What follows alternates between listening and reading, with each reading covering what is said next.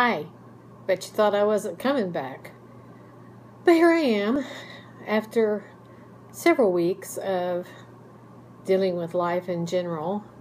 I have had the opportunity to get back on here and make a short video. I don't know if it'll be long or short, but I think it'll probably be fairly short. I wanted to let you know the reason that I haven't been around. You've seen me. If you follow me on Instagram, you know I've been around on it. And of course I have a Facebook, but most of my knitting friends are what am I trying to say, Instagram or on this blog. So here I am. I don't know what else to say. I am trying to deal with some health issue. And it's not terribly personal, so I'm going to give you a little hint of what it is. Because the main reason is because I feel like that there's probably other people out there that deal with this, that may be watching this, and I really would be interested to know just exactly how it's working for you and how you deal with it. What it is that I have recently been diagnosed with sleep apnea. And it seems that it's a fairly severe case, which is not uncommon. It's really very common, I have found out. But this is the problem. Really?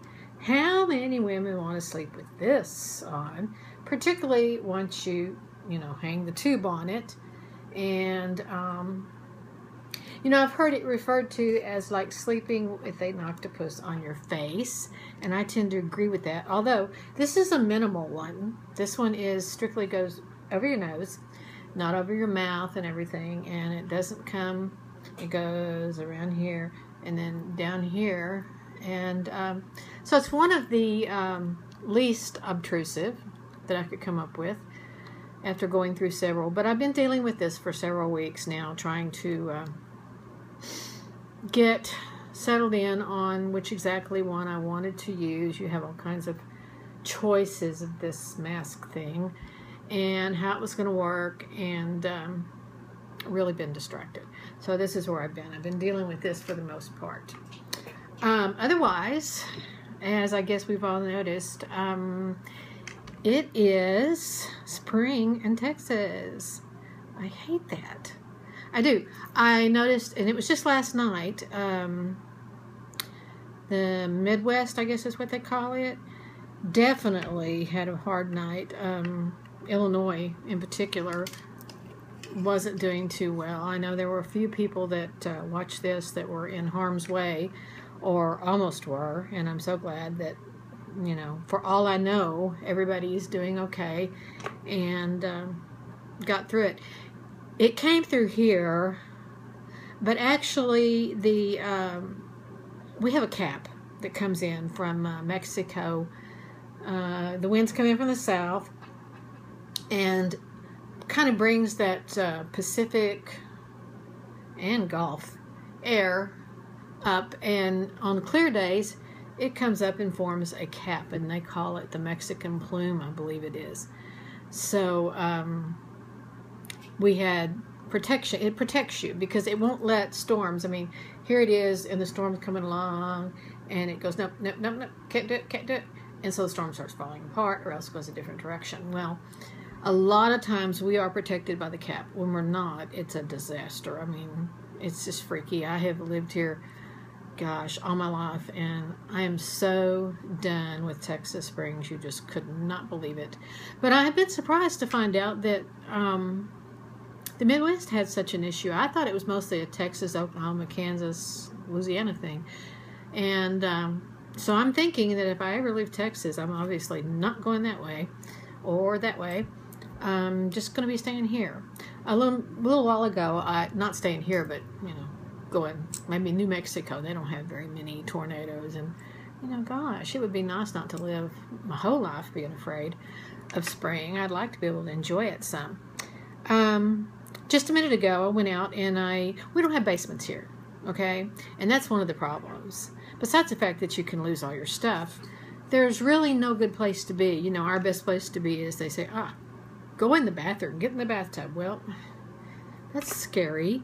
Get in the smallest room in the house. And you know, if you do happen to have a really big tornado, you know, that little room in the house, it won't be there anymore. You know that as well as I do. So we have an above ground tornado shelter that we had put in after we first moved in. It's in my garage, and I took a video of it that I will tack onto the end of this and showed the inside of it and the outside and how it works. You know, it might be an option for some of those of you that don't have a shelter. It is, like I say in the video, supposed to make it through an F5. I don't know if it will or not. And F5s are, you know, fairly uncommon. But I will say this. And I combed my hair today too. I mean, really? I will say this. My house definitely won't make it through an F5. So, if it's a choice between hiding somewhere in a little room so I can just wait to get blown away, or trying out the tornado shelter, which is in the garage, like I said, I believe I'll go with the tornado shelter. It has room for me, my pets, my husband, and a few things that I don't want to lose. So I'm going to tack that on to the end. I have been doing some knitting, and so I was going to show what little bit I've actually gotten done. Like I said, I've been so distracted by the other thing, that CPAP thing. It's about to drive me nuts. Anyway, I decided I would try my hand at the, I don't know how you say it, amaguri. Anyway, and I'm making a dog. So far, the dog has a head. Hello, this is my head. I like his little eyes. I think they're just so cute. And he's got a body that is not stuffed yet. His little dog body. And right now I'm working on his, this is his tail. See? Yeah, this is his tail. And I guess, let's see. If I put this is the body, this is the tail, and of course, the little head is going to be up here with his little eyes. Where are they? Oh, his little eyes. So I think he's going to be cute. And I've been working on him a little bit along. He's made out of cotton. And I'm using, I love this cotton. And I think you buy this at Hobby Lobby. I will say that I love this cotton, but I decided to go with a multi for some of the deal, and so I chose Peaches and Cream, and I hate it. I absolutely hate it. It is probably the most difficult yarn I've ever tried to work with. Where this is sort of soft, this is, you know, it's made for making dishcloths, so, and that's exactly all it's good for as far as I can tell.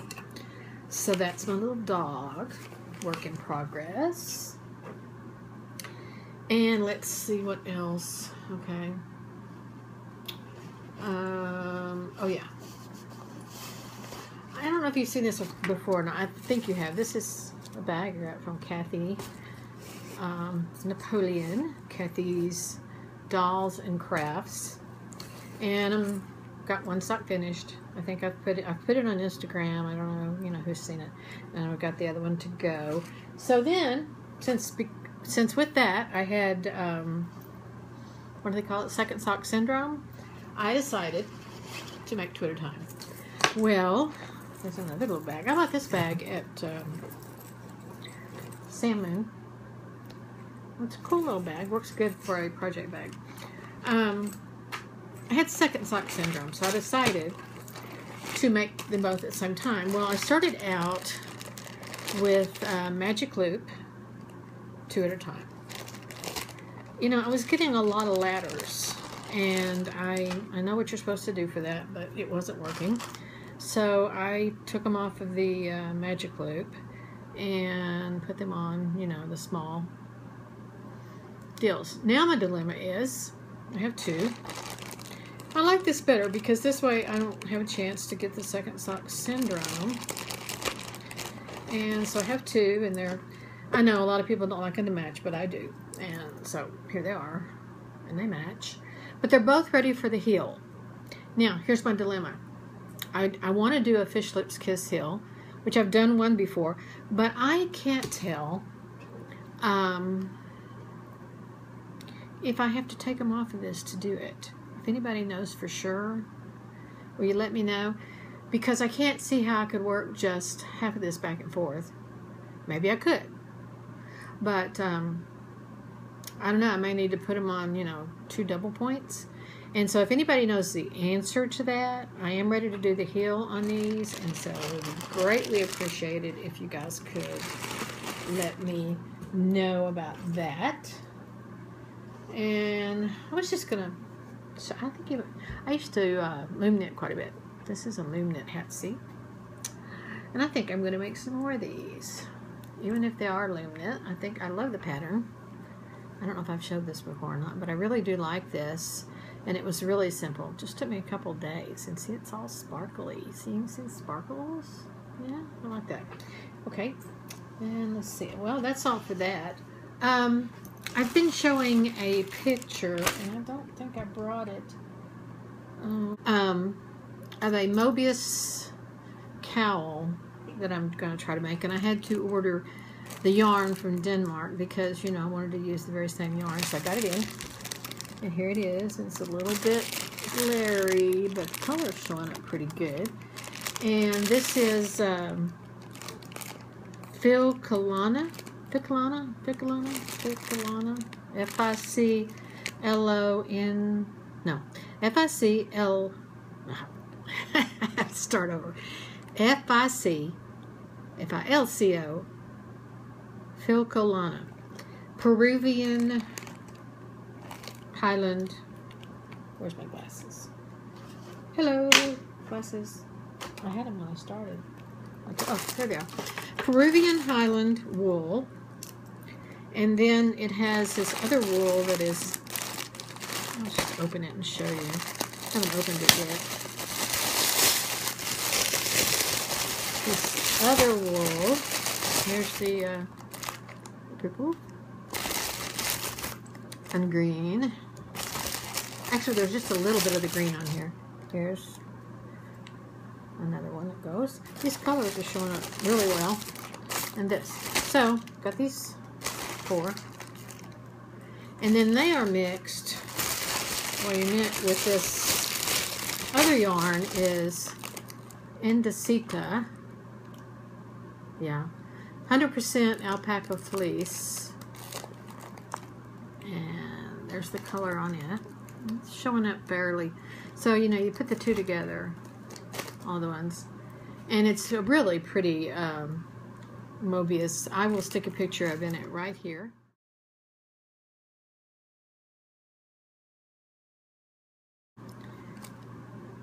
And that's what I'm going to make with these.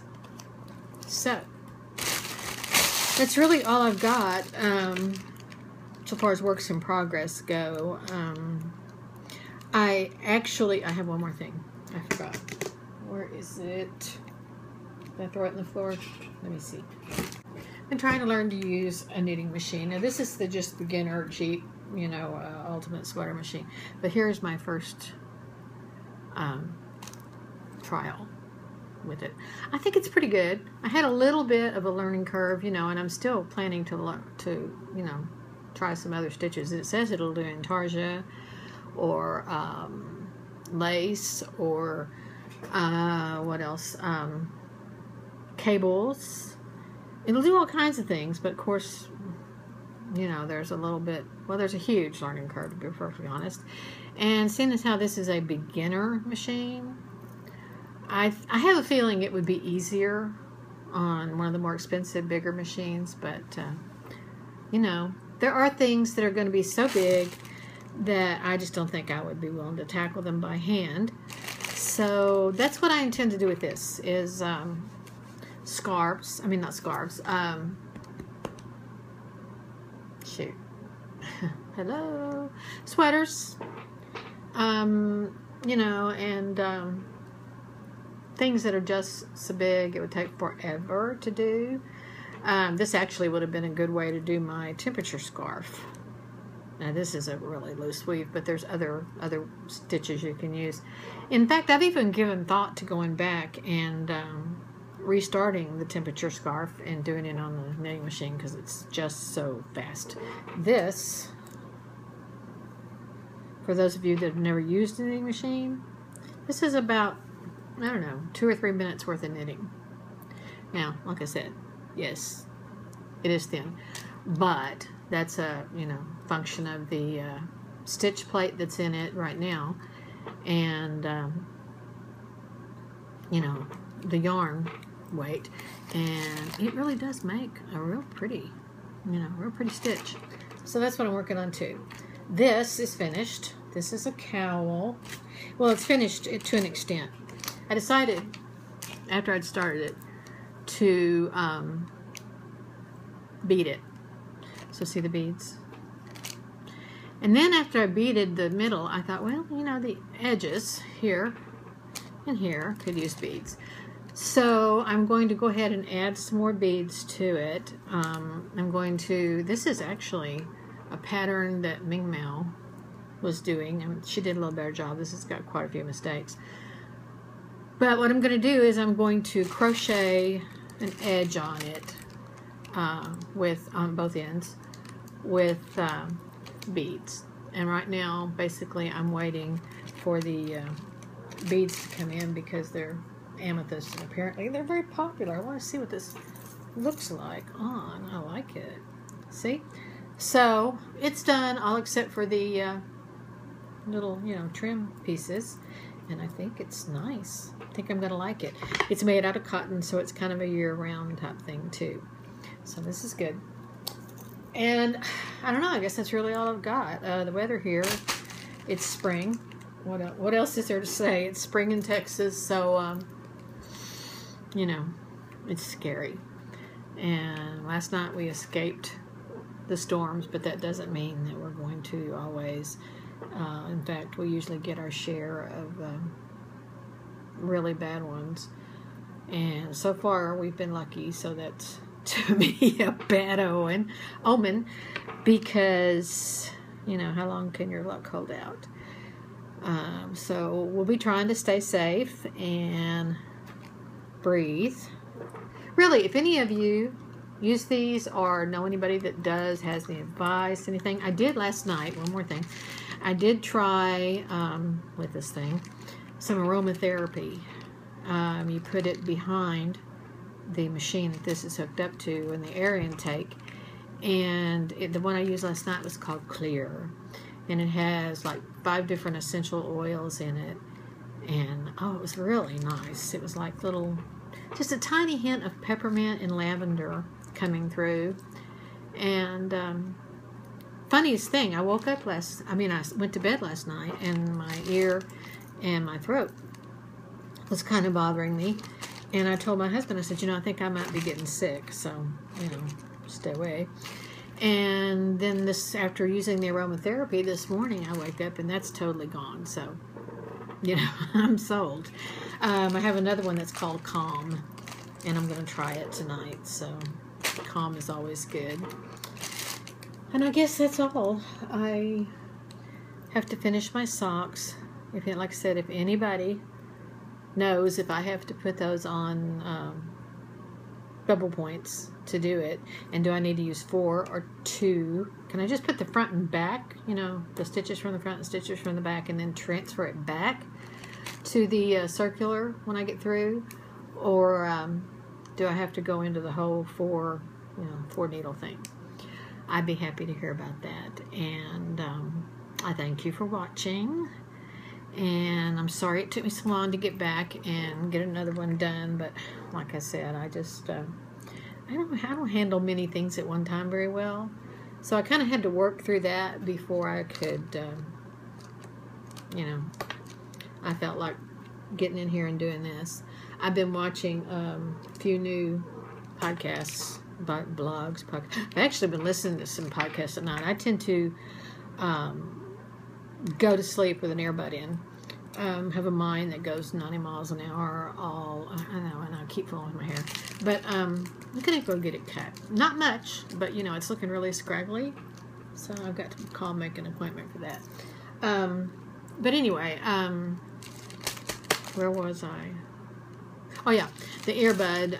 I go to sleep with that every night, listening to a podcast, and I have recently found a couple of really good just audio podcasts that I've really been enjoying. One of them is called Actually Knitting, and that one's one that's favorite one so far. And she keeps mentioning some, and I don't know where she found them because I looked on the search thing and I couldn't find that many, but I know there are a lot of just audio blogs out there, and I like to listen to them while I go to sleep and maybe driving in the car.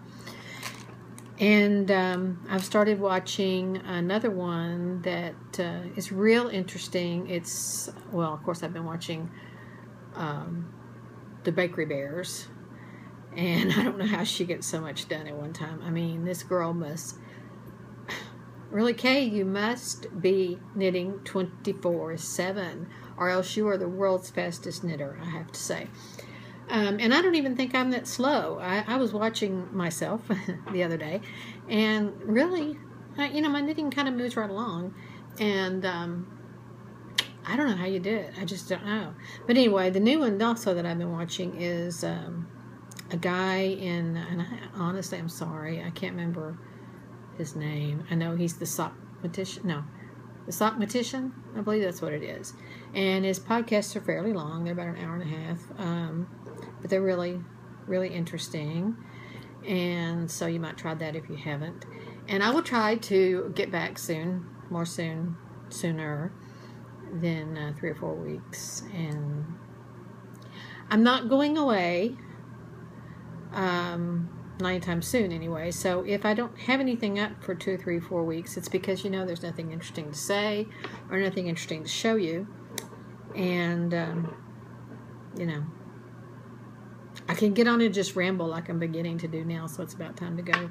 Oh look, I'm not a night person, so I've got this new cup. See, new cup, and it says, what does it say? It says, "I will rise, but I refuse to shine." And that describes me to a T. So that's my new cup. Actually, it's not that new. I've had it a while. I'm going to go and let me know what you think, and if you have any ideas for me on the CPAP or for the sleep apnea, or any answers on the heels for those socks, because I'd like to get them started. Just let me know in the comments below. And that's all for now. So, see you later. Well, hi. This is, since it's spring, I thought I would show you my indoor tornado shelter. This is actually my garage. I know it's a mess, but it's very tiny. But anyway, here's the shelter. And this is what it looks like on the outside. It is down into the foundation here. And then it is a solid metal box that we can store things on top of. It's very sturdy. And here's the door. So we'll go in. Now this is, let's see, this is how you open it. This got a little hole right here. Okay, so here it is. It's going to be hard to show you in landscape how this looks, but this is the inside. I have lights and electricity in here, and let's see. Here's the construction of the door, and what happens is this has 5 points in which, see, when it is locked, it hooks into 5 points here and on the sides. So this is the inside. Like I say, it's going to be difficult to show you. The construction is race car technology, and there are lots and lots and lots of bolts in it and lots of steel.